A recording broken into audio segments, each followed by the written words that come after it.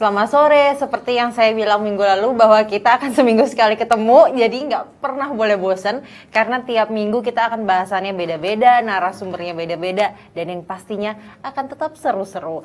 Kali ini, lagi-lagi kita ngomongin tentang bidik misi, tapi berbeda dengan yang bidik misi sebelum-sebelumnya. Kalau sebelum-sebelumnya, tim kami sudah membawa penerima bidik misi, dan kita udah ngomongin bidik misinya. Hari ini kita juga ngomongin bidik misi, tentang bidik misinya, dan juga tentang pembuatan film dokumenter tentang bidik misinya. Sudah ada 2 orang narasumber saya yang bisa langsung ditanya-tanya, apapun tanya-tanya boleh, tapi asal jangan tentang pribadi ditanya-tanyanya. Selamat sore Pak Didin, Mas Rejo. Aku manggilnya Mas apa Pak atau Engkong? Engkong. Kebetulan tuh, Mbak. Kita langsung ngobrol aja. Aku mau nanya ke Mas Rejo terlebih dahulu, Pak Didin. Silakan. Karena kalau kemarin-kemarin kita ngomongin bidik misi, aku pengen buka sekarang dengan si film kompetisi film dokumenter bidik misinya. Ya, sebenarnya jadi idenya kan kita melihat bahwa pendidikan tuh menjadi salah satu ujung tombak ya untuk meningkatkan taraf hidup. Jadi cerita-cerita teman-teman peraih bidik misi itu menjadi sebuah cerita yang menarik jika diangkat dalam bentuk dokumenter dan kita sangat berharap bahwa itu menjadi inspiring bagi semua orang. Nah, melihat struggling teman-teman bidik misi ini, peraih bidik misi ini menjalani kehidupan, menjalani perkuliahan karena mereka harus punya target, misalnya dalam 1 semester harus IP-nya harus sekian dan mereka harus struggling bagaimana membagi peran mereka untuk menjaga pendidikan tetap bagus tetapi kehidupan juga tetap berjalan. Itu menjadi cerita menarik sebenarnya yang bisa kita bagi ke orang-orang lain.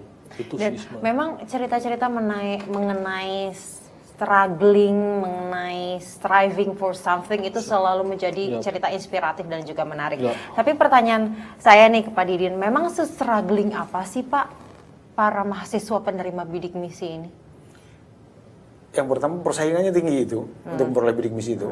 Jadi misalnya tahun kemarin saja kita dapat sekitar 550 ribuan yang pendaftar bidik misi. Sementara yang kita bisa kabarkan hanya tahun ini aja 130 ribu untuk yang baru ya. Less than 50% berarti. Iya. Kita berharap bahwa makin besar lah ke depan ya, makin besar. Kemudian yang kedua, strugglingnya itu karena memang ini kan bantuan namanya ya, bantuan bidik misi, subsidi bidik misi itu biaya hidupnya terutama. Kalau biaya hidupnya itu hanya 650 ribu per bulan.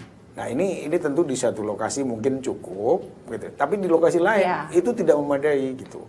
Nah ini yang struggle-nya itu bagaimana mencari tambahan untuk kosnya, untuk biaya hidup sehari-hari dan lain-lain. Itu menjadi sebuah tantangan tersendiri. Dan bagaimana buat manajemen biayanya itu ya. Nah, di samping dia berjuang untuk bagaimana memenuhi kebutuhan hidupnya, dia juga harus berprestasi karena memang bukan apa-apa sebetulnya. Karena yang butuh itu banyak, maka kemudian prestasi itu menjadi ukuran untuk siapa dulu yang menjadi prioritas untuk mendapatkan bidik misi. Itu saja sebetulnya.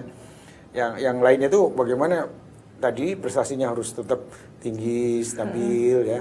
Sebetulnya kita ingin bahwa anak-anak bidik misi itu memang prestasinya tinggi karena memang salah satu aspek yang menjadi kriteria seleksi. Juga sebetulnya karena bidik misi itu bukan sekedar untuk menguliahkan anak, tapi kuliah, tapi kemudian kita punya satu amanah yang dibebankan oleh negara ini, yakni mereka harus putus itu mata rantai kemiskinannya. Nah, jadi setelah kuliah itu jangan kemudian masuk miskin keluar miskin gitu. Masuk miskin, oke lah mungkin nyebut miskin terus nggak tega ya.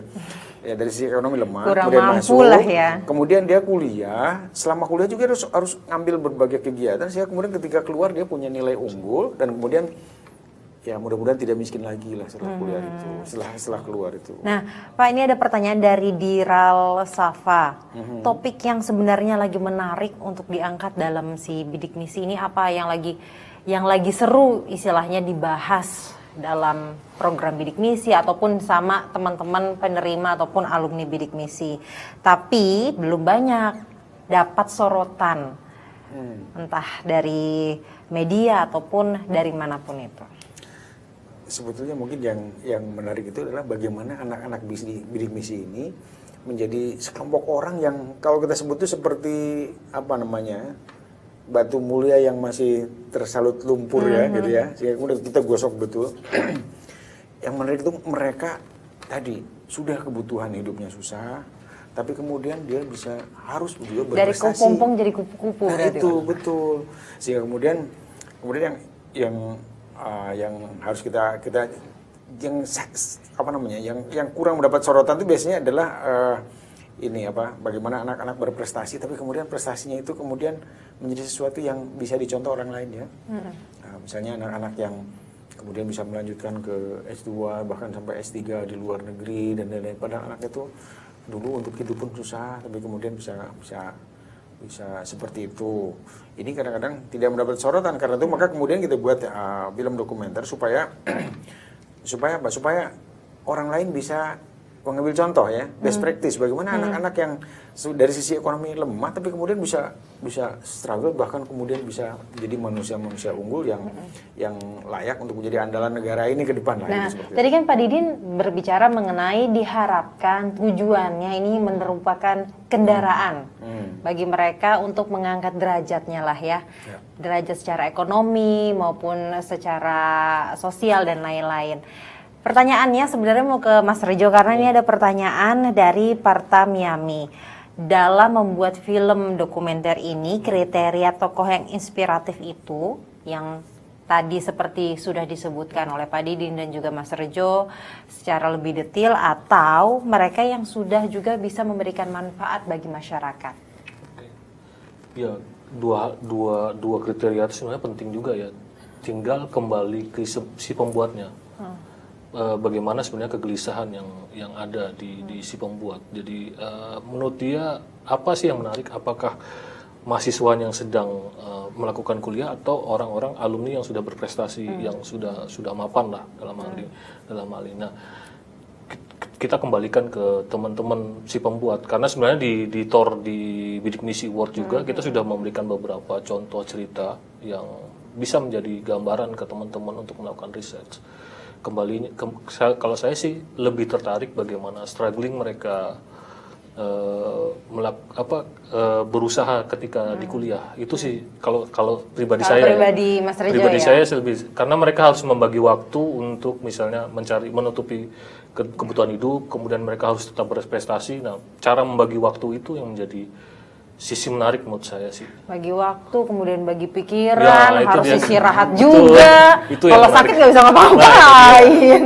Itu sih sebenarnya yang menurut saya bagi saya struggling yang menariknya di situ sih sebenarnya. Nah, berbicara mengenai telah memberikan kontribusi kepada masyarakat, mengangkat derajat kemanusiaan itu kan juga akhirnya kita harus bisa giving back karena mereka itu sudah mendapatkan sesuatu lah istilahnya. Sejauh ini Pak, para alumni sudah memberikan apa sih Pak kontribusi ke masyarakat contohnya yang bisa di-share ke teman-teman? Sebetulnya saya lupa namanya ya, tapi ada memang teman-teman bidik misi yang kemudian di kampusnya karena memang struggling tadi, ada yang kemudian berhasil menjadi wirausahawan ya. Dia merintis usaha terus sampai kemudian dia malah sudah punya omset yang lumayan ya, kemudian bisa juga bahkan punya karyawan gitu ya. Kemudian ini sudah memberikan istilah itu kepada masyarakat, sudah memberikan makna seperti itu, bisa membawa teman-teman atau bisa membawa masyarakat sekelilingnya kemudian bisa turut merasakan kesejahteraan lah dari usahanya.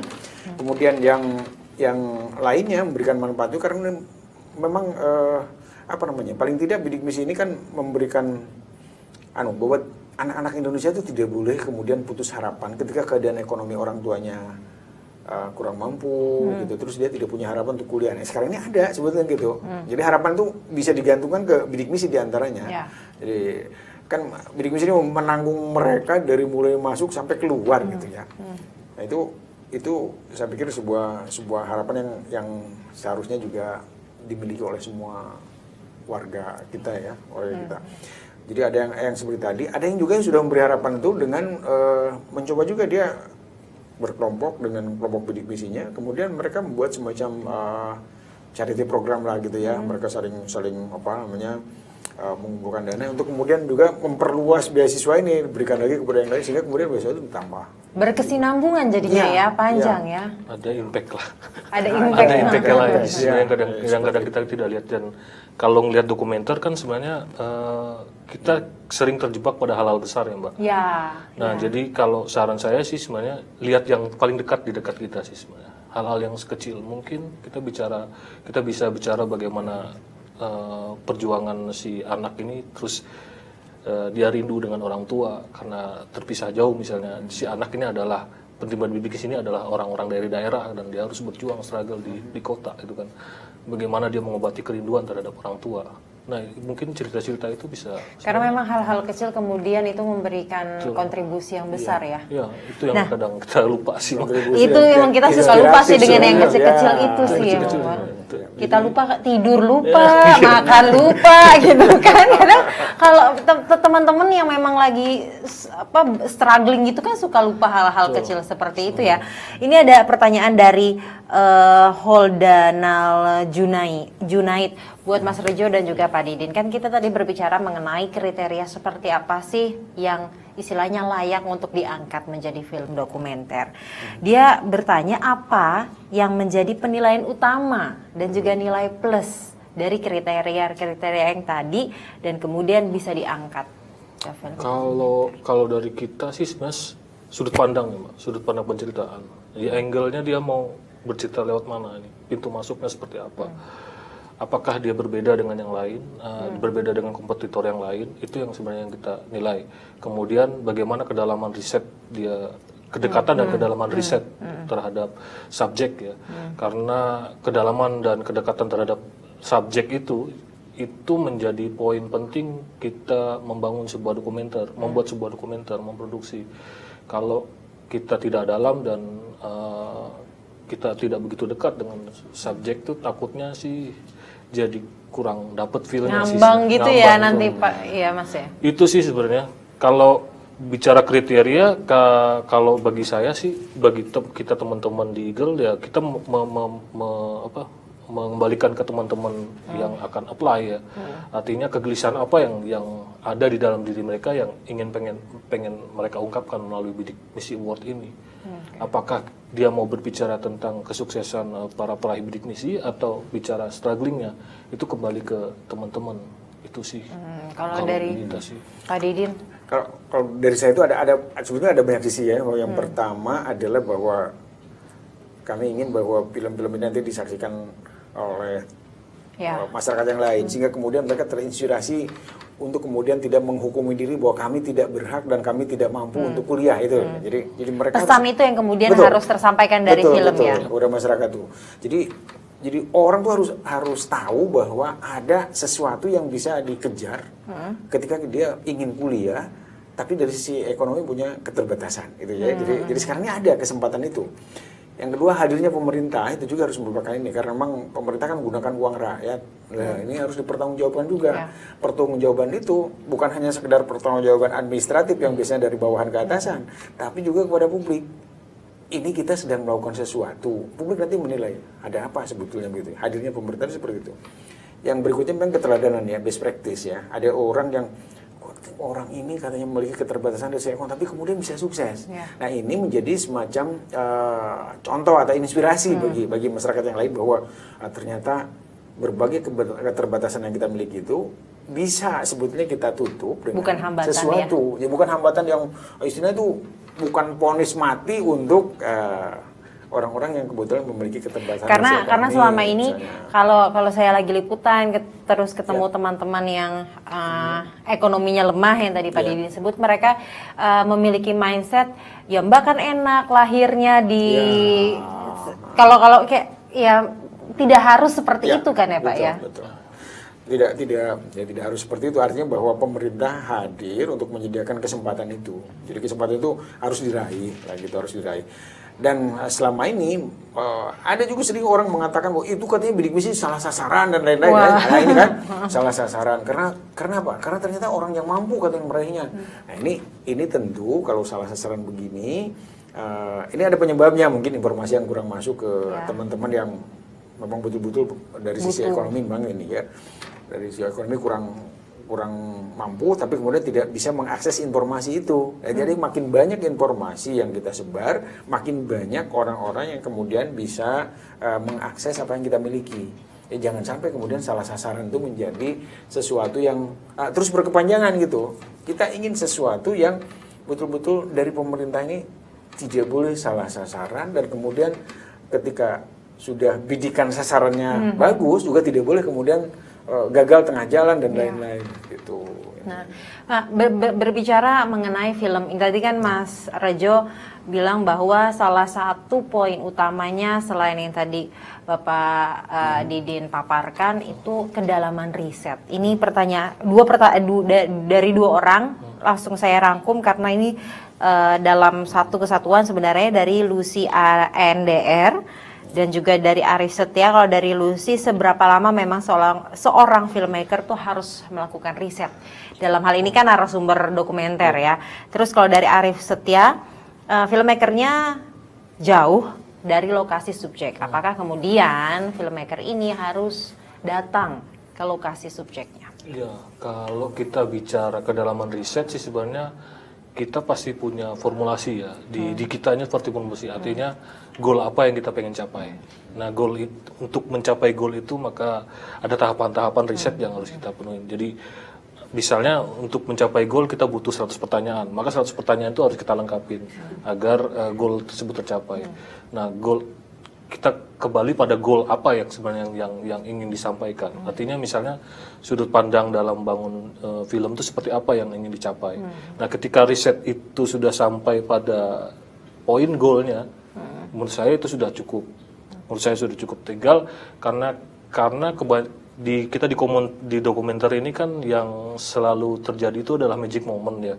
Magic momentnya ada ketika proses syuting kemudian bisa berubah sewaktu-waktu. Nah, magic moment itu yang kadang yang kita harus antisipasi dengan riset tersebut sih sebenarnya. Dan memang idealnya adalah si pembuat itu pun harus ketemu subjek narasumber biar membangun chemistry. Artinya membangun chemistry bagaimana kedekatan dengan subjek, kemudian dia tahu rumahnya di mana, kebiasaannya seperti apa, makannya apa, kalau bisa sih tahu sampai sedalam itu. Jadi ketika kita membuat dokumenter, kita kayaknya menarik nih, kita angkat dari sisi makanan misalnya, kita explore makanannya. Ternyata dia makannya, mohon maaf nih, misalnya mie instan terus dalam setiap hari. Nah, struggling itu sih sebenarnya yang menjadi menarik. Kedalaman riset itu yang menjadi menarik sampai hal-hal yang kecil. Jadi kadang kita selalu terjebak pada hal-hal besar bahwa ini sukses, itu sukses, itu cuman hal-hal perintilan yang kecil-kecil itu yang kadang bisa menjadi gimmick menarik ketika ditonton. Dan justru kadang itu yang terus teringat ya sama yang nonton ya, gimmick-gimmick seperti gimmick itu ya. yang kadang lupa sih sebenarnya. Jadi sebenarnya lama waktu riset, bagaimana mendapatkan jawaban dari riset tersebut tuh kembali kepada goals para filmmaker itu ya. Nah, ini ada pertanyaan lagi dari Dea Senggrini, Pak, biasanya dalam kompetisi pembuatan film bagaimana menentukan atau membuktikan bahwa karya tersebut orisinal? Terus dia nanya, Pak, biasanya misalnya ada cuplikan sepersekian detik untuk menggambarkan stock shot, itu dinilai plagiat. Stock shot ya. Kalau stock shotnya itu dari si subjek, saya kira sih aman sih.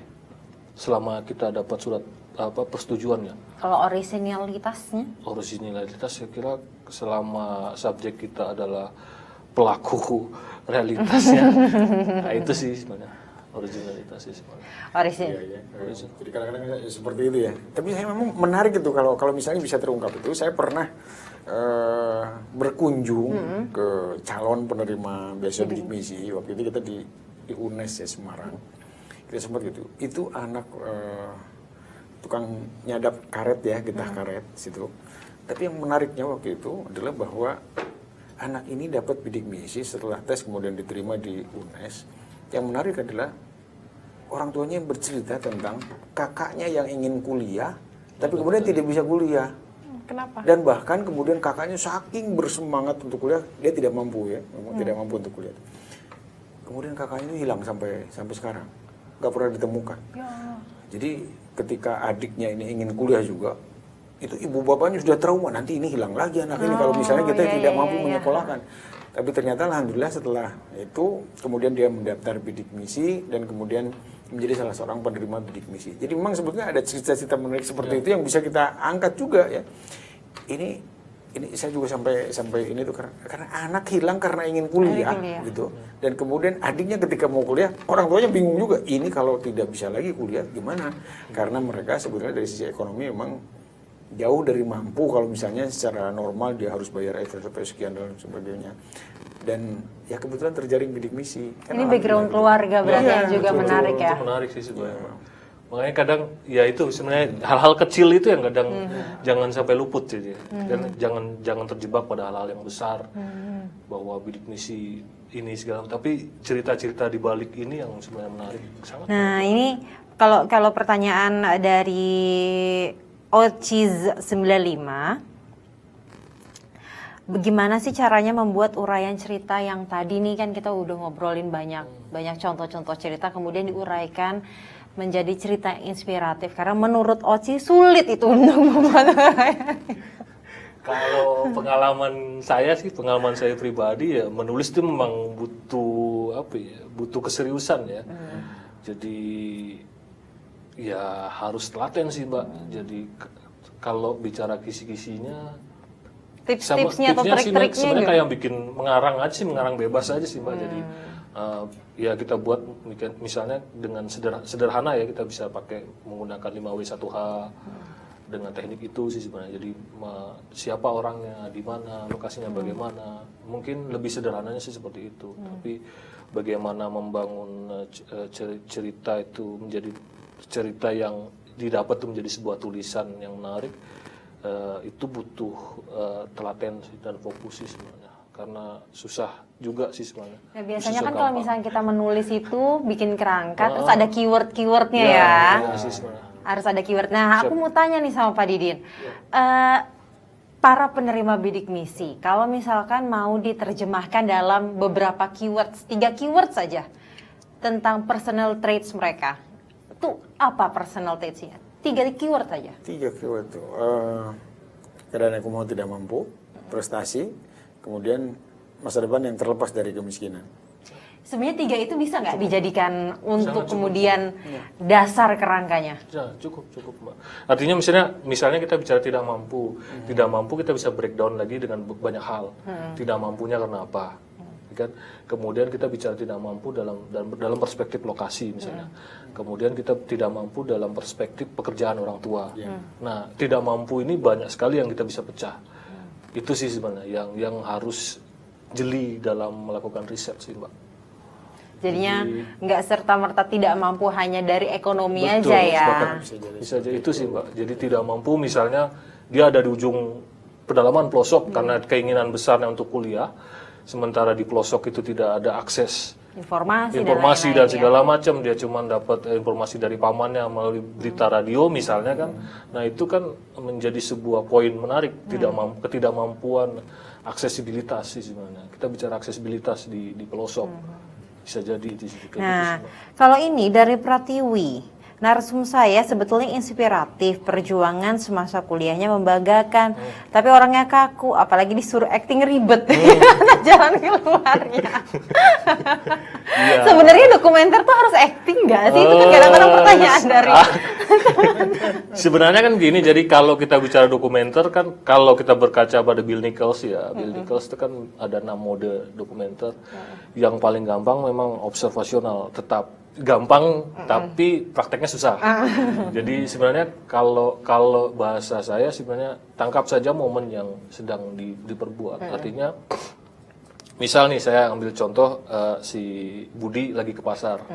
Misal kalau tidak mau buat sebuah pengadeganan, dalam bahasa pengadeganan buat observasional, jadi biar kelihatan natural, kita harus buat dari in out istilahnya. Jadi dari dia keluar rumah sampai ke pasar sampai pulang ke rumah. Nah, itu jadi satu sequence cerita. Nah, di cerita yang lain beda lagi. Nah, ketika nanti proses editing kan kita bisa ngacak-ngacak nih. Ada junta posisi dan segala macam. Nah, kedua adalah bagaimana membangun kedekatan dengan subjek sih sebenarnya. Permasalahan terbesar adalah kadang jarak komunikasi kita dengan subjek itu kurang cair. Tidak ada chemistry di situ. Betul. Ya.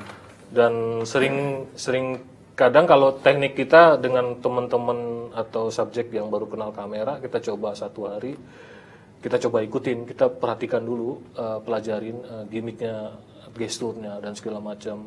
Oh ternyata dia nggak senang kayak gini, senang kayak gini. Jadi di situ juga jadi bahan pembelajaran di kita ketika membuat video Karena produksi. memang kalau orang yang tidak terbiasa melihat kamera itu, Ya, memang sih masalah itu memang. itu masalah ya. Makanya kadang biasanya kita kenalin dulu, Bang, Mbak, jadi ini kamera, coba dulu foto segala macam. Jadi biar dia Nyaman dengan dulu, kamera betul. itu ya. Iya. Kalau enggak, waduh, Aduh, susah itu. Itu sih. Nah, kalau Pak Didin saya mau tanya, Pak Didin, saya mau kasih pertanyaan untuk Bapak pilih satu dari seluruh peserta bidik misi yang sudah pernah Bapak ketemu dan uruslah teman-teman penerima bidik misi ini yang menurut Bapak pribadi layak untuk diangkat menjadi film dokumenter. Satu aja Pak. Pendapat pribadi Pak. Ya, kalau saya tuh karena saya juga mengalami sendiri ya, saya ini orang dari kampung yang juga sama dari jauh dari akses pendidikan sebetulnya, kemudian ikut tes dan kemudian aja. Jadi hal yang harus ditonjolkannya itu bagaimana seorang penerima bidik misi itu kemudian bisa menginspirasi yang lain dengan dengan segala macam yang dilakukan yang kemudian gimana ya, orang itu memberikan inspirasi bagi yang lain. Jadi ketika dia misalnya di kuliah itu tidak asal-asalan. Kemudian ketika dia bergaul juga menjaga sikap dan lain-lain. Walaupun tidak boleh kehilangan kewajaran dia sebagai seorang penerima beasiswa ya. Ini sebetulnya sulit dijawab apa yang dia kewajaran sebagai seorang penerima beasiswa itu gimana Pak maksudnya? Ya artinya dia tidak usah kemudian menghukumi diri, wah saya ini bidik misi harus begini. Enggak, wajar aja sebagai mahasiswa dia gaul aja gitu. Bahkan saya bukan melarang ya, mereka kan punya organisasi kemudian Permadani Diksi. Saya katakan Anda jangan mengeksklusifkan diri dengan kelompok Anda sendiri. Gitu. Sampai saya bergabung dengan yang lain. Sampai saya suka gurau sama mereka. Ente tuh kelompok anak tidak mampu. Kalau bergaulnya dengan anak tidak mampu lagi, nanti yang keluarnya tidak mampu lagi gitu. Makanya kemudian gaul lah gitu ya. Kalau mau wangi kita harus bergaul dengan penjual parfum. Jadi harus juga dibuka wawasannya bahwa ada sesuatu yang mungkin berbeda dengan apa yang ada pada mereka.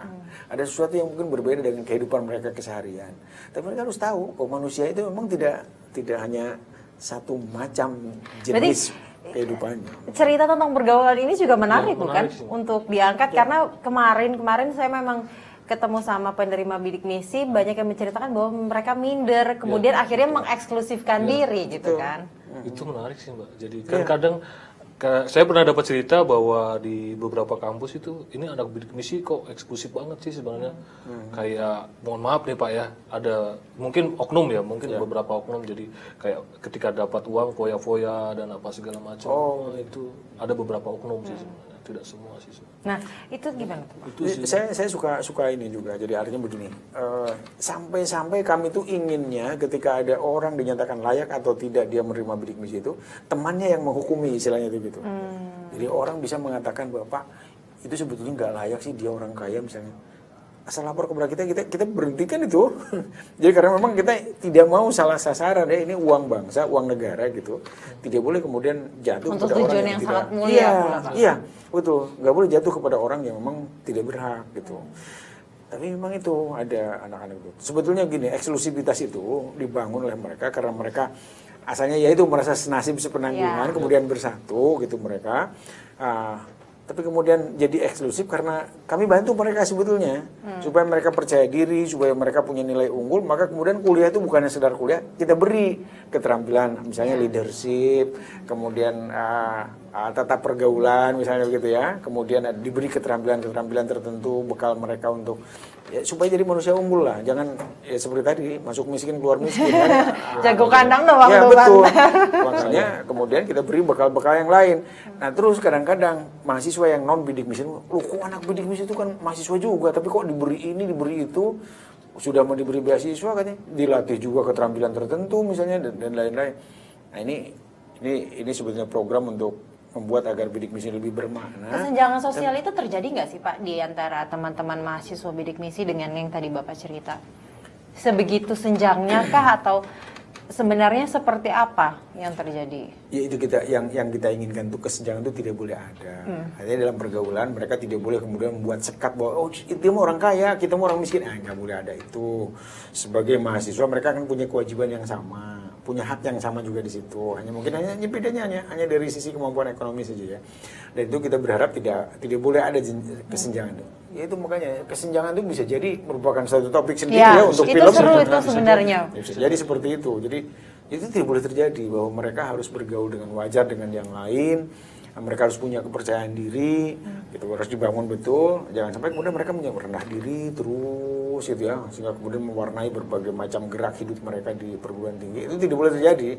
Mereka harus jadi mahasiswa yang wajar, kemudian mahasiswa yang percaya diri, bahwa dengan berkarya maka kemudian dia bisa meningkatkan kualitas dirinya dan bisa meningkatkan daya saing dirinya sehingga kemudian bisa berhasil juga gitu. Nah sebenarnya kita tuh sudah memberikan begitu banyak kisi-kisi sebenarnya buat netizen ini ya. Tapi ini juga sih Mbak, jadi cheat code ya. Bukan, maksudnya jangan sampai terjebak pada membangun citra si anak bidik misi ini eksklusif. Bukan, maksudnya rendahan. Karena misalnya itu jangan sampai, aslinya dalam film itu jangan sampai membuat film itu si anak ini begitu miskin, dibuat-buat miskin. Karena untuk meningkatkan gimmick kan misalnya. Jangan sampai seperti itu sih sebenarnya. Itu aja sih. Jangan sampai terjebak pada hal-hal yang seperti itu. Nah, saya lanjut ke pertanyaan netizen. Kaki berkata, bisakah dalam satu proposal film yang diajukan itu berisi dua subjek yang berbeda tapi dalam satu kisah cerita yang sama? Kalau di kita sih sebenarnya, kalau di Bidik Misi Award ini kan durasinya kurang lebih sekitar 5 menit. Jadi kalau dengan dua subjek, saya takutnya adalah pesannya tidak sampai. Sangat sayang sih sebenarnya. Nah, berbicara dua subjek, saya kepikiran Pak. Banyak nggak adik kakak atau ada nggak adik kakak yang dua-duanya menerima bidik misi? Bisa jadi ada. Dan itu diperbolehkan ya? Diperbolehkan. Diperbolehkan. Selama memenuhi syarat gitu. Ya, memang artinya begini. Artinya bisa jadi adiknya penerima. Karena memang salah satu persyaratan misalnya ya untuk penerima bidik misi itu memiliki kartu Indonesia Pintar, gitu. Lalu anak itu punya, misalnya kedua-duanya punya, boleh juga gitu, tidak apa-apa.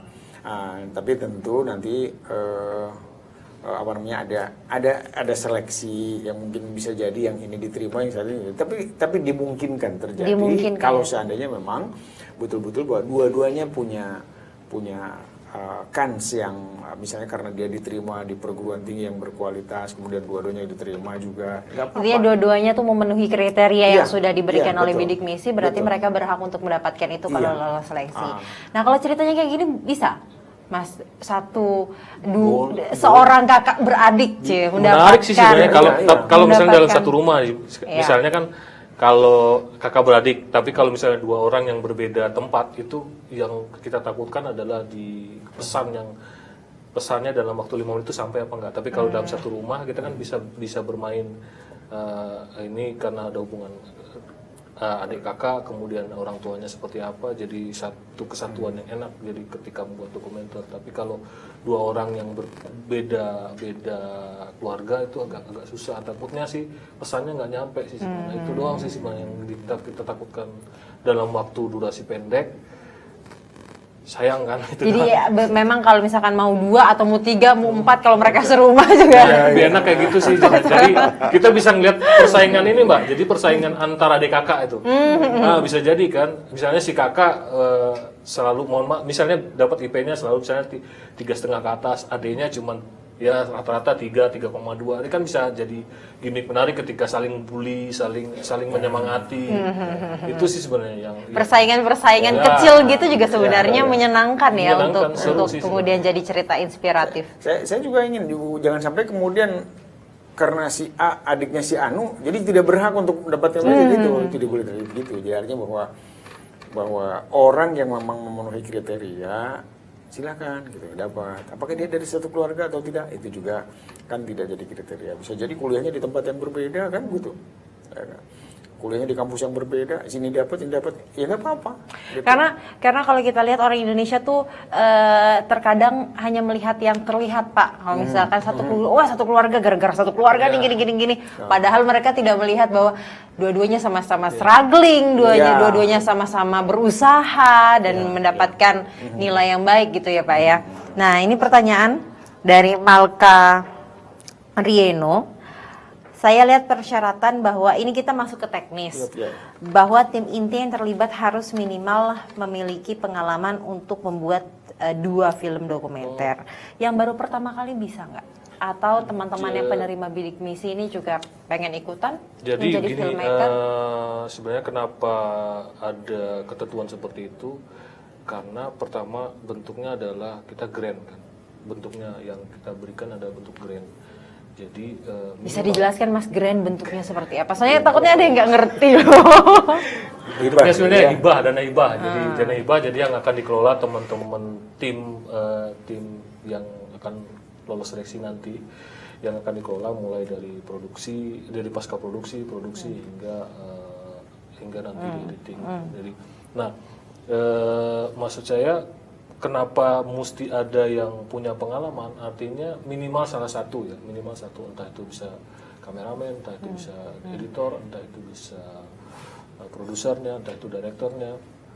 Minimal dia bisa sharing pengalaman dengan teman-teman yang satu tim yang lain. Jadi tidak meraba-raba lagi. Bagaimana sih membuat film seperti apa sih? Minimal ada salah satu orang yang bisa menjadi sentral, yang bisa berbagi pengalaman. Oh, film tuh dokumenter seperti ini. Itu sih. Dan kurun waktunya juga tidak terlalu panjang kan soalnya itu sih ya. Sebenarnya sih, Pak. Dan karena bentuk grant kan juga butuh manajemen yang bagus, manajemen produksi yang bagus, manajemen keuangan yang bagus. Jadi memang orang yang minimal punya pengalaman 2 kali produksi sih. Nah, ini pertanyaannya mengenai bidik misinya nih Mas. Ke Pak Didin dari Tri Purwaningsih, bidik misi itu berapa tahun sekali? Sebenarnya setahun sekali ya bidik misi ada. Terus bidik misi award ini akan diadakan berapa tahun sekali? Ya sebetulnya pertama untuk bidik misinya tadi ya, untuk bidik misinya kan setiap tahun ada lah ya gitu ya. Setiap tahun ada untuk mahasiswa baru, bahkan jumlahnya juga terus naik gitu. Tahun kemarin 90.000, sekarang 130.000, besok mungkin 400.000. Amin. Gitu. Jadi ini masih terus kita coba jaga kontinuitasnya, karena memang anak bangsa ini masih banyak yang dari kalangan miskin ya. Sekarang masih di angka berapa katanya 9,8% ya anak miskin. Jadi ini harus kita coba bangkitkan harapan mereka supaya tidak boleh jadi orang-orang yang merasa terpinggirkan dan lain-lain, bahwa mereka punya kesempatan untuk kuliah. Kemudian yang untuk ini misalnya bidik misi award ini, sebetulnya kita inginnya setiap saat, setiap tahun itu inginnya ada ya, inginnya ada. Artinya bahwa orang yang kemudian bisa inspiratif itu sebetulnya kan bisa muncul setiap saat ya gitu. Tapi nanti bentuknya atau intensitas atau nanti besaran grandnya dan lain-lainnya mungkin bisa bervariasi ya, bisa naik, bisa turun ya, mudah-mudahan seperti itu. Kita juga ingin terus merangsang anak-anak bangsa ini tidak boleh kemudian merasa putus asa ketika keadaannya mungkin tidak mungkin untuk kuliah dan lain-lain, dan ini bisa terus di-force semangatnya itu dengan film-film inspiratif yang mungkin dibangun melalui Eagle Award atau Bidik Misi Award ini gitu. Rencananya nanti ini mau ditayangkan di mana, Pak? Di Metro. Di Metro. Ya, di Metro jelas. Metro jelas. Maksud saya biasanya kan ada screening di layar besar. Ya, bagi kami gini sebetulnya. Jadi karena Bidik Misi ini walaupun memang sudah 10 tahun lebih ya, dari sejak tahun 2010, sekarang sudah 2019, artinya sudah tahun ke-10 ini, itu masih banyak orang yang belum tahu sebetulnya. Masih banyak yang belum tahu. Karena itu maka kemudian kami juga membuat langkah sosialisasi di berbagai tempat, di berbagai perguruan tinggi. Kemudian kita pasang di web kita juga, sehingga kemudian makin lama orang tuh makin tahu dan masih masih dalam itu dalam lingkup yang tadi inspiratifnya itu, supaya orang itu tidak merasa bahwa ketika keadaan ekonomi memang lemah, kemudian harapan kok seperti mati. Ya. Padahal pemerintah inginnya semua majulah gitu. Walaupun nanti pada akhirnya kan seleksi akan terjadi sendiri ya. Misalnya kalau yang dari sisi akademik mungkin kurang bagus, maka pilih vokasi. Vokasi juga kurang bagus, mungkin nanti pilih yang lain ya, skim yang lain. Misalnya wirausaha atau latihan kerja dan lain-lainnya.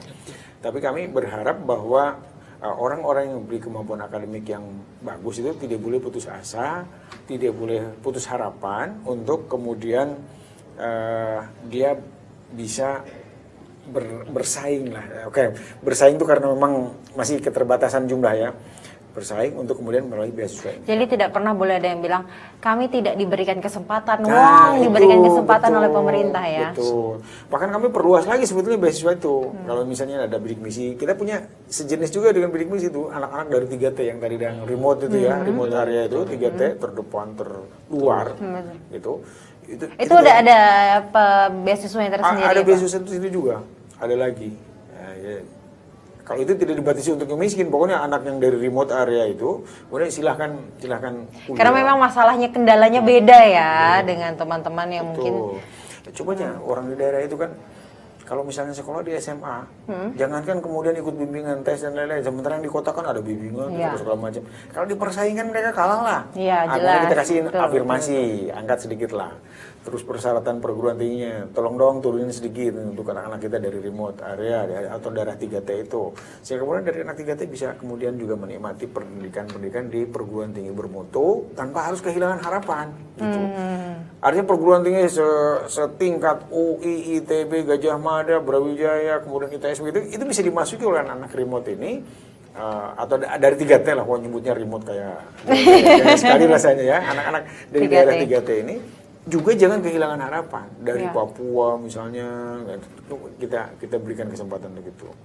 Karena mereka mungkin juga kayak bermimpi kali ya Pak ya bisa kuliah di tempat-tempat tersebut ya Pak ya. Iya, kita sampai pokoknya tesnya aja kita sampai pakai perahu 3 hari, kemudian baru sampai ke lokasi. Seru banget tuh Mas kalau dibikinin film. Iya, tesnya ada di pulau yang hari ini bisa nyebrang, nggak bisa kembali, harus nunggu berapa hari. Waduh, perjuangannya. Gitu, ya. Iya, itu yang gitu-gitu inspiratif tuh. Betul, Pak. Itu anak-anak bidik misi termasuk yang daerah-daerah seperti itu banyak. Juga. Paling jauh bidik misi dari mana Pak? Bidik misi itu seluruh Indonesia, jadi memang Sejauh ini, Iya. maksud saya penerima paling jauh. paling jauh ya di Nias misalnya, kemudian di Kepulauan apa di Nusa Tenggara Timur misalnya. Pokoknya jauh lah, hampir sekarang sudah mencakup seluruh Indonesia. Gitu. Karena apa? Karena memang dari hari ke hari makin kita terus perluas ya, perluas sasarannya. Di samping karena memang jumlahnya juga kita tingkatkan kan, jadi kemudian variasinya juga makin besar. Dulu misalnya yang punya harapan besar itu adalah calon-calon mahasiswa di perguruan tinggi negeri ya. Sekarang ini diperluas juga untuk swasta pun banyak. Bisa ya. Iya, swasta pun banyak. Gitu, swasta pun banyak, bahkan tahun depan. Tapi dengan akreditasi yang sudah ditentukan ya sama bidik karena misi. untuk menjaga kualitas supaya juga nanti perguruan tingginya punya keinginan untuk meningkatkan diri kualitasnya, sehingga kemudian nanti anak-anaknya punya hak untuk dapat beasiswa bidik misi misalnya seperti itu. Jadi kita tidak memberikan sebebas-bebasnya sehingga kuliah dimanapun misalnya jadi, padahal misalnya perguruan tingginya nanti tidak bagus ya, kita tidak mau yang itu tadi memasukkan dalam keadaan lemah dari keadaan keluar lemah juga. Jadi buat apa ini sekolah, buat apa ini? Jadi harus ada daya angkatnya kepada ya. mereka, sehingga kemudian ya itu tidak masuk misi keluar miskin. Tapi Pak, sebenarnya untuk ajang sosialisasi ataupun kendaraan untuk mensosialisasikan nilai-nilai dari bidik misi ini tidak harus dari film dokumenter. Kemudian kenapa memilihnya film dokumenter? Ada banyak cara yang sudah kita tempuh juga. Jadi artinya bahwa sosialisasi langsung dan lainnya kita sudah banyak juga. Cerita tentang istilahnya itu success story dari anak-anak bidik misi itu juga sudah sering diceritakan melalui forum-forum yang itu ya. Tapi rasanya film ini memang seni tersendiri. Dilihat itu enak, bisa berulang-ulang gitu ya. Kalau cerita habis. Nah ini bisa berulang-ulang dan makin banyak orang yang menyaksikan. Kita ingin menyasar bahwa seluruh masyarakat Indonesia itu tahu tentang bidik misi ini. makanya kita penuh ya ini seperti itu. Jadi film ini media yang paling besar juga pengaruhnya gitu. Iya. Jadi mengapa film? Karena memang selain bisa diulang-ulang ditonton, juga pengaruhnya besar. Pengaruhnya besar karena melihat langsung gitu ya. Biasanya kan kalau di dunia pembelajaran tuh kalau lihat aja selintas udah lupa lagi. Tapi kalau lihat, dengar, nikmati, mungkin bisa diulang juga gitu. Ini akan lebih berkesan dan kemudian orang yang bercerita itu jadi tahu dia bisa bercerita ke teman yang lain terus ya. Jadi makin luas. Istilahnya itu sasaran tembak kita mudah-mudahan makin luas tersebar informasi ini sehingga kemudian tidak ada lagi orang mengatakan tidak tahu tuh apa tuh bidik misi misalnya gimana cara mengaksesnya dan lain-lain itu. Dan Mas Rejo benar nggak nih ya kesimpulan saya sejauh ini presenting dia ngobrol-ngobrol Eagle Cinematalk, karena film dokumenter itu tidak hanya bisa dilihat, didengar, tapi kita juga bisa mendapatkan rasa yang kemudian itu bisa diingat. Ya, betul. Jadi kita ngambil contoh misalnya kayak film Eagle Award tahun 2006 kalau nggak salah, Suster Apung. Bagaimana ketika hingga saat ini tuh masih diingat sama semua orang. Suster Apung itu kan, Iya. bagaimana perjuangan dia harus keliling pulau-pulau di daerah Sulawesi Selatan dan harus mengobati dengan obat expired gitu kan. Dan akhirnya mengetuk salah satu pejabat juga dan memberikan donasi bentuknya kapal. Nah itu artinya film dokumenter punya impact yang besar sih sebenarnya, dampaknya sih sebenarnya. Yang kadang yang sering kita buat adalah kita membuat dokumenter tidak hanya membuat sebuah film, tapi bagaimana film itu mempunyai dampak positif terhadap si subjek ataupun lingkungan. Minimal film itu dibicarakan, dan bahwa ada orang ataupun lembaga atau institusi lain yang memberikan donasi terhadap subjek kita itu lain hal. Tapi minimal film itu menjadi diperbincangkan di beberapa tempat. Itu sih dari kita di sini. Itu kan tadi berbicara mengenai film dokumenter. Ini ada pertanyaan juga. Cocok nggak sih kalau dijadiin film fiksi? Wow, menarik sih. Cuman memang ya apa ya, kalau kapasitas saya bicara tentang fiksi agak lepas sih Mbak, karena basicnya dokumenter sih sebenarnya. Itu Tapi aja kan sih. praktisi film boleh lah berbicara. Ya kalau bicara menarik pasti akan menarik sih Mbak. Tinggal siapa pemerannya dan segala macam itu sih Mbak. Kalau Pak Didin film fiksi kan film fiksi itu bisa lebih liar soalnya dari dokumenter. Ya.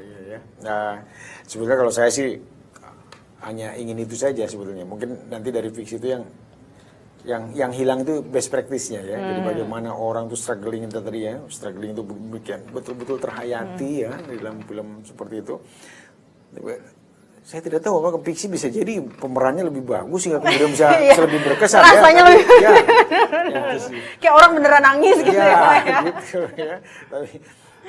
Tapi saya punya keinginan bahwa kita menceritakan dulu aja yang nyata aja dulu ya, yang nyata aja supaya memang betul-betul orang tuh merasa bahwa ini betul-betul menginspirasi nih, betul kan kisahnya ada dan lain-lain gitu ya, orangnya ada, bukan yang di cerita fiksi gitu ya.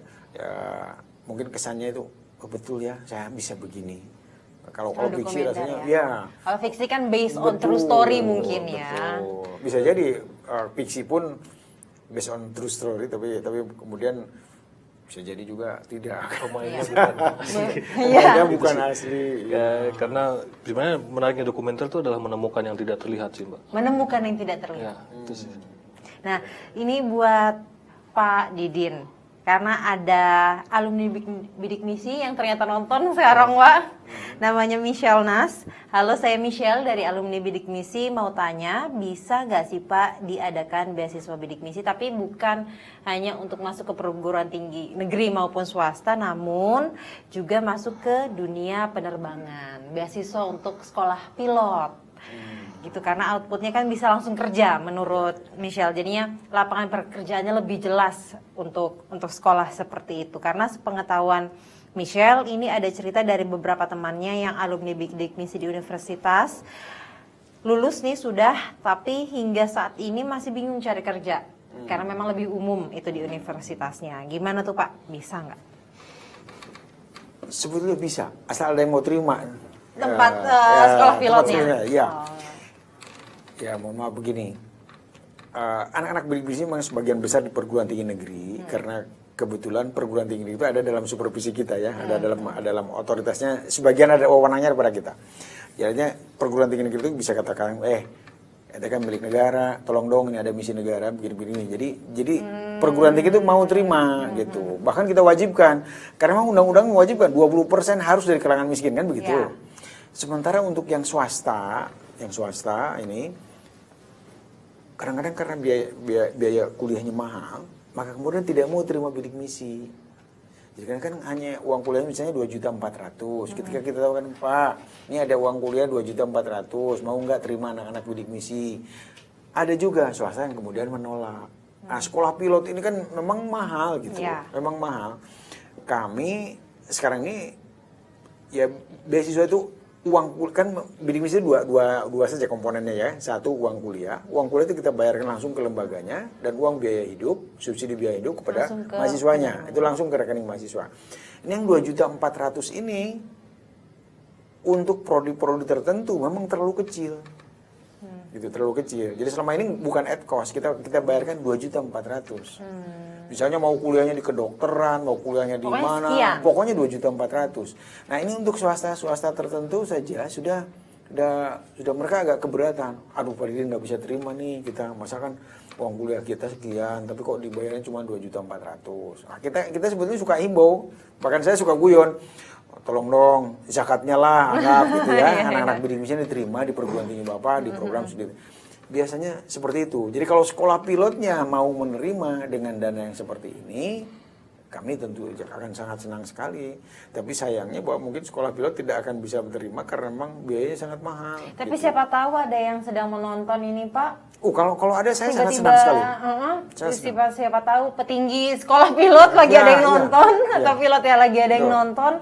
Karena ternyata mimpi-mimpi dari alumni penerima bidik misi ini luar biasa ya. Betul. Kami juga tadi sudah saya katakan, kami tidak ingin bahwa orang yang tidak mampu kuliah terus tetap tidak mampu gitu ya. Inginnya kan memutus mata rantai kemiskinan. Selama ini gitu ya. Jadi kami berharap lah swasta yang memang atau perguruan tinggi swasta yang memiliki program studi yang memang sangat atau sedang populer saat ini, dan kemudian mencetak alumni dengan tingkat employability yang tinggi gitu ya, itu maulah terima anak-anak bidik misi ya. Tapi memang kami belum bisa mengubah itunya. Mengubah 2,4-nya itu. Kalau negeri itu terus terang negeri itu manapun perguruan tinggi negerinya kita bisa Iya Pak, saya dulu kuliah di negeri cuma 1,5. Iya, tapi per 6 bulan itu Pak juga 1,5. Iya, sekarang kan kita untuk perguruan tinggi tertentu ya sudah satu semester udah di tingkat 10 juta berapa gitu ya. Untuk prodi-prodi seperti kedokteran misalnya, kan ada cukup mahal tuh. Nah, ini tapi kan kalau yang itu kita bisa paksa, terima dong sekian orang. Karena masih gitu. ada dalam supervisi pemerintah ya. Betul, gitu. Artinya kalau memenuhi persyaratan dan lainnya harus diterima. Tapi kalau soalnya nggak bisa kita memaksa seperti itu. Semoga dengan ngobrol-ngobrol kita ini ada yang nonton. Saya berharap lah para penyelenggara perguruan tinggi swasta misalnya untuk bidang studi yang memang sedang populer, sedang rame pasarannya, tolonglah terima anak-anak kita yang memang dari sisi ekonomi lemah ini di tempat-tempatnya masing-masing itulah. Entah berapa orang lah nanti gitu misalnya silahkan, tapi tentu dengan skala yang kami miliki seperti itu. Karena kan jadi cerita seru Pak, penerima bidik misi menjadi pilot ternama Indonesia ya kan? Betul. Kalau untuk kedokteran sudah ada, kalau untuk kedokteran sudah ada yang terima. Swasta karena itu bukan hanya bagus bagi nama bidik misi dan penerima, namun juga untuk nama sekolahnya juga ya Pak ya? Betul. Kita berharap seperti itulah. Kalau misalnya di perusahaan swasta itu ada CSR misalnya begitu ya. Tolonglah perguruan tinggi yang punya CSR CSR lah, berapa persen lah entah gitu ya. Ya kalau sekolah pilot punya misalnya mahasiswanya 1 kali angkatan berapa tuh misalnya ada 20 orang misalnya satu angkatan ya Kasih satu 1, 2 dua orang lah, kasih lah iya. gitu ya. Kalau perguruan tinggi kedinasan sudah kita himbau juga. Kedinasan juga sudah bisa Iya, ya. sudah kita himbau juga untuk mau menerima. Tapi kedinasan tuh masih dalam supervisinya pemerintah atau dinas masing-masing? Iya, sebetulnya dari sisi akademiknya di kita ya, tapi kan perguruan tinggi kedinasan sudah ada dalam lembaganya masing-masing, kementeriannya masing-masing ya gitu. Ya kita juga menghimbau supaya mau juga lah kalau itu bisa terima juga dong gitu. Amin, semoga ada yang nonton. Tapi kalau kedinasan kan biasanya biayanya kan sudah ditanggung mereka Ya, ya. tahun depan ada yang jadi pilot, Ya. ada yang jadi chef mau Ya, sekolah kuliner, betul, kan lagi gitu ya. ini Pak Ya. sekarang kulineri. Mungkin komputer, Komputer? mungkin e-commerce ya, yang makin populer tuh fintech ya, semuanya. Mudah-mudahan inilah. Mudah-mudahan jadinya hari ini ngobrol-ngobrolnya untuk para calon-calon yang mau ikut Bidik Misi Award, biar nggak bingung lagi mau nyari apa. Udah banyak banget ini contekannya hari ini. By the way, saya mau ngingetin dulu Gimana? Pak, jadi kita closingnya tanggal 11 Juli. Jadi Closingnya tanggal 11 Juli. Jangan lupa, Bentar mulai lagi ya? sebentar lagi. Jadi closingnya 9 Juli, jadi ya mulai sekarang mulai diperdalam lagi risetnya. Takutnya kalau mepet-mepet ya biasa risetnya ngawur lah. Maksudnya kurang mantep lah, itu aja sih. Karena kita kemudian kalau mau dipantau teruslah medsosnya Eagle, mulai dari Twitter, Instagram dan Facebook. Biasanya kita selalu Dan kalau mau update contekan, ngobrol-ngobrol gini, saya selalu tanya tentang contekan-contekan itu. Jadi kalau mau tahu tentang, udah banyak banget soalnya Udah dari banyak kemarin. contekan, Narasumbernya saya juga tanya tentang contekan-contekan kayak gini nih Pak. Karena kan kadang mereka bingung ya Betul, Mas, sepakat mau sih. ngangkatnya seperti apa yang mau diangkat. Karena apa yang kadang jadi mindsetnya selalu bicara keberhasilan. Ya. Nah, mindsetnya selalu bicara yang besar. Padahal dari kegagalan itu biasanya inspiratif juga. Ya bisa kemudian bicara yang hal-hal yang kecil-kecil itu yang kadang lupa sih sebenarnya. Itu. Kita juga pernah menyelenggarakan lomba film begini ya, gitu ya, termasuk waktu itu Pancasila juga kita masuk di situ lomba film Pancasila itu, kita film pendek. Tapi yang ini saya yakin bahwa nanti akan bagus-bagus ini ya. Pasti harus. Harus bagus. Harus. Dan harus inspiratif karena memang kita ingin betul-betul membuat anak-anak kita terinspirasi sehingga kemudian ingin maju lah gitu. Jangan ada istilahnya tuh sudahlah saya terima nasib begini aja. Itu yang ini tuh. Kenapa saya bilang pasti bagus? Karena dari subjeknya, dari isi ceritanya sudah bagus, inspiratif. Dari pembuat filmnya juga minimal harus ada yang 2 tahun sudah 2 kali membuat film dokumenter. Jadi mestinya jadinya bagus. Terima kasih ngobrol-ngobrolnya sore ini udah sejam, nggak berasa. Ini Mbak, satu lagi Mbak. Boleh. Download tornya di website. Download tornya di website. Jadi biar apa kalau pengen, karena di sana juga kita berikan kisi-kisi juga. Jadi melalui tor. Dan kisi-kisi nggak harus dari tor yang ada di situ Betul. ya, bisa dicari dimanapun. Tapi maksudnya Contohnya studi kasusnya ada kita ada. coba buat di tor itu. Baik.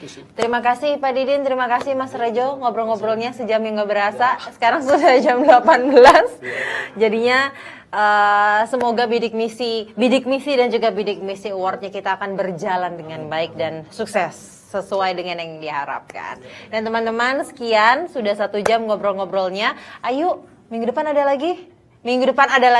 Oh, minggu depan. Nanti kita kabarin lagi minggu depan ada apa lagi. Akan ada apa lagi. Ya, sampai jumpa di Eagle Cinema Talk.